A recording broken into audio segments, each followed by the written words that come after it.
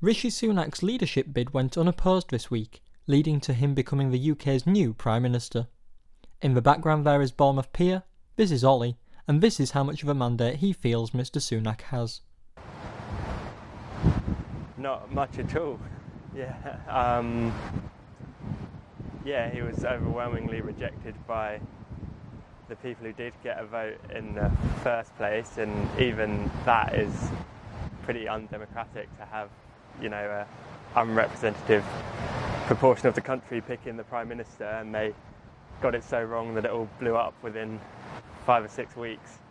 I think for things to go so badly wrong so quickly, and the cost of the effect that's going to have in terms of rising mortgages and food costs and that for normal people, I think it should have just gone straight to a general election if they had to remove Liz Truss.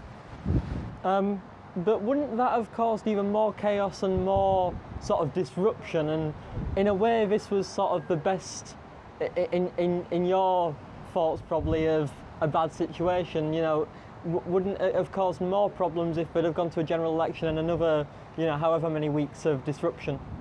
Yeah, but the Tory party's had, what, we're on 5 Prime Ministers in the last 6 years? And before that, it was, 5 Prime Ministers in the last 30 years? I don't know, but certainly it was a lot longer time. So surely the Conservative Party is the architect of all the chaos and destruction at the moment, and people should have the opportunity to kick them out, really. Do you think there should be a general rule if a Prime Minister or a leader of a party who is in power resigns, or do you think it is ever acceptable for there to be a new Prime Minister without a general election? I think there should maybe be some sort of, you have to call, if someone takes over a party, they have to call a general election within a year, something like that, because obviously there are sort of,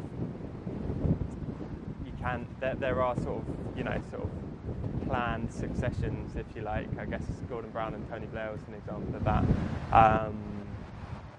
But yeah, there should be some sort of, if you change your leader, you've got to call a general election within a year, because the last general election was in this country was 2019, and I mean Boris Johnson held on a lot longer than he maybe otherwise could have done. So we could have had an unelected leader for sort of 3 or 4 years with the fixed term Parliament Act. So yeah, I think I guess it's not maybe not sensible to say if you get a new leader you have to call a general election straight away, but there should certainly be some sort of time limit, and because it's important for leaders to have a mandate to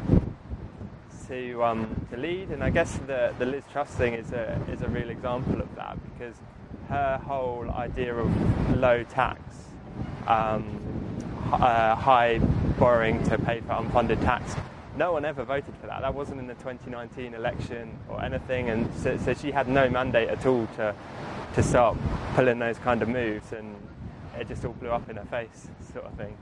So, thank you so much for your time. It's all right, no worries.